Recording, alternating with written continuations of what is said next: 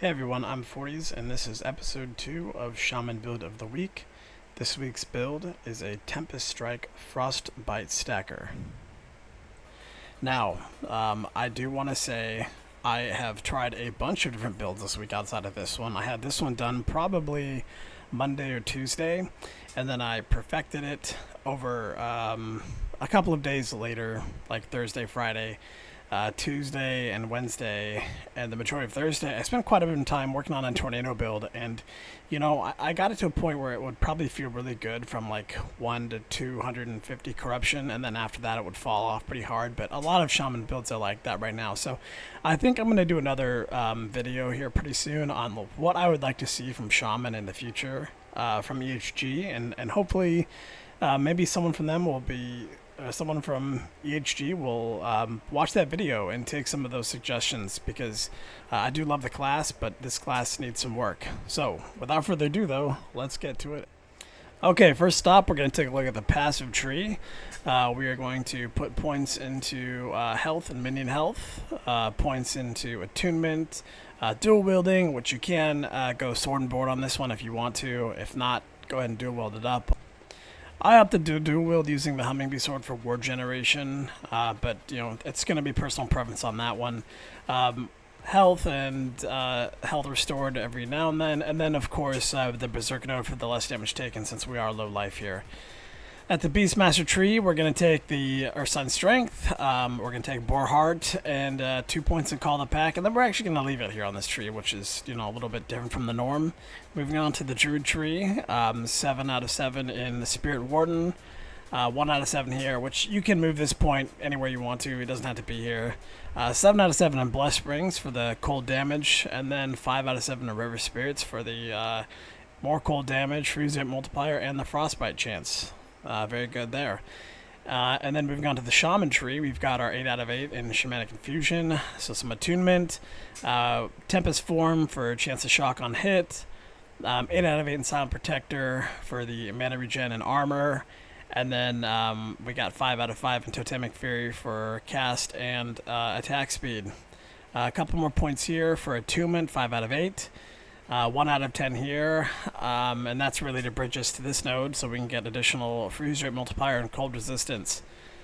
And then we're going to go ahead and take the Protective Circle for the additional elemental and physical resistances here, 5 out of 5. 5 out of 8 in Elemental Shrines, 1 out of 5 here and here, 1 out of 10 here, and this is just to get us once again to this node, which is, you know, for the 10% attack speed. And then we're going to take 5 out of 8 here. You can max this out if you want to sacrifice some points somewhere else, but honestly, yeah, it is what it is. Now, that being said, if you wanted to remove some points out of Druid, you could drop like these points here if you wanted to pick up this here, which is the freeze up multiplier. This is going to give you more pen with your frostbite, however, through the snowdrift boots. But to me, and in my experience, at least from my playthroughs, I felt that having more frostbite chance to stack frostbite quicker was more beneficial than that node. But that'll wrap it up for the talents.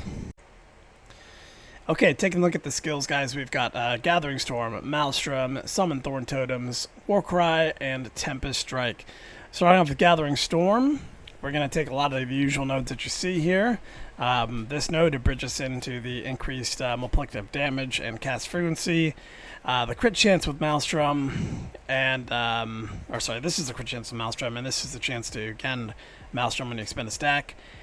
Lightning Strikes twice, love this node, especially when you're fighting multiple rares at once. And then we're going to go down here into Thunder Strikes, Excited Bolts, and 2-Wide Storm. If you're going sword and board, you're not going to take this node, but if you are dual wielding, take it. And then Friends of the Tempest. And then up here, we're going to convert this to physical, and there is a reason why, guys. I will explain that a little bit later. Maelstrom, we're going to take all the usual Maelstrom nodes that I like to take. Have it able to cast Storm Bolts, additional targets, haste and frenzy at 6 stacks, duration, and turmoil for area. You can of course go into Beneath the Waves if you want for the Lagon Slumber stacks. I don't like to play it this way because I like to cast this through Warcry. If you don't like to do that, then feel free to do it the other way.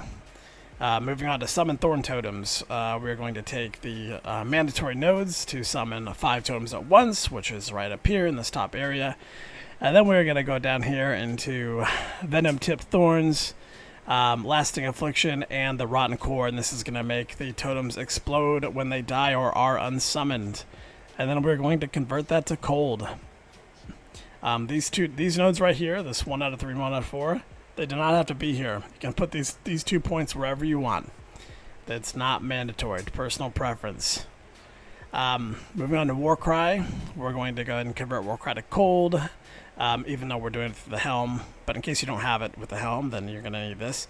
And then we're going to take 3 out of 5 here, and this is for the increased cold damage. This will increase your frostbite damage. Oh, that was not spent. That's supposed to be set there. Okay, sorry. And we're going to go down here for Juggernaut for the Invulnerable, the Bridging Breath of a Terror node to pick up 4 stacks of Maelstrom casting. Purging Shout, and then, you know, of course, down here with the attack speed, we weren't able to get as many points down there because we wanted to do a lot with our Maelstrom this time around, or Warcry, sorry. So that's the way that this looked. And then to reduce the cooldown to 4 seconds. So this is basically 100% up, close to 100% upside with this Frost Claw buff, which is pretty good for your Frostbite. And then moving on to Tempest Strike, we are going to go ahead and disable all of the Tempest with the exception of Frigid Tempest. I love Frigid Tempest. It's more like a Bone Spear. It looks like a Bone Spear from Necromancer. It's a great one. The reduced mana cost, increased attack speed, cold penetration per uncapped cold res. We are going to have a lot of cold res because of Frostbite Shackles and using cold res to have ward retention. Gladiator Vagon, this buff is really just buffing once the Tempest Strike itself and your Storm Bolts. So that's really what that's for. This node here is just a bridger. I mean, it's helpful to stack Gladiator Vagon, but it's just bridging us to here, and then finally here, Blizzard's Wrath, which is going to give us a chance to cast those Ice Spears when we are using the lightning and physical Tempest Strike swings, in addition to casting it on the Cold Swing. And that will about wrap it up for skills, guys. Okay, moving on to gear. So don't be too nervous when you see this gear. There are a lot of I have a lot of legendaries equipped, but none of them are insanely rare. Some of the rolls on some of the ones I have are rare, but you know, use what you can use. I played this build with a very different set of gear when I first played it, so this is kind of the way that it ended up looking towards the end. I had the Exanguinus for the health converted to ward, missing health gained his ward, and you know what? I had rolled a couple of Exanguinuses and they all bricked. This was the best one that I got, and it's not that great, but that's what I got. The Frozen Ire, this is a very easy one to get. I for some reason cannot get one with more than 1 LP. Despite having multiple 3 LPs of these on my Legacy account, I can't get more than 1 LP on my level 10 Circle of Fortune character, so that's what I got. But I do have a tier 7 freeze rate multi on there, which is very nice. The Humming Bee, and as you can see, my roll on there also bricked. This we are using for ward gen on melee hit because we are swinging extremely fast to stack up that Frostbite. We're going to generate quite a bit of ward with this guy. It's very nice. Font of the Raced, we're using the font for the mana spent gained as ward. In addition to that last line there, the 1 ward gain on hit per 10 missing mana if your current ward is lower than your missing health. Well, we are low life and we are not regenerating health, so we are always low life. So if your ward ever takes a substantial dip, you do have a chance to recover. It's not a guaranteed recover. Sometimes you just die really fast because Shaman.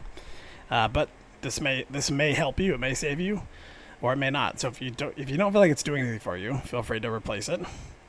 The Frostbite Shackles, you do not need the current health loss per second here is gain his and then missing health gain his ward. However, it is very nice and you should aspire to get it. Not just for this build, but a lot of builds that are going to use these gloves are going to be low life, so that's a very good roll to have, and you should probably just always be looking to try and make a set that has that on there.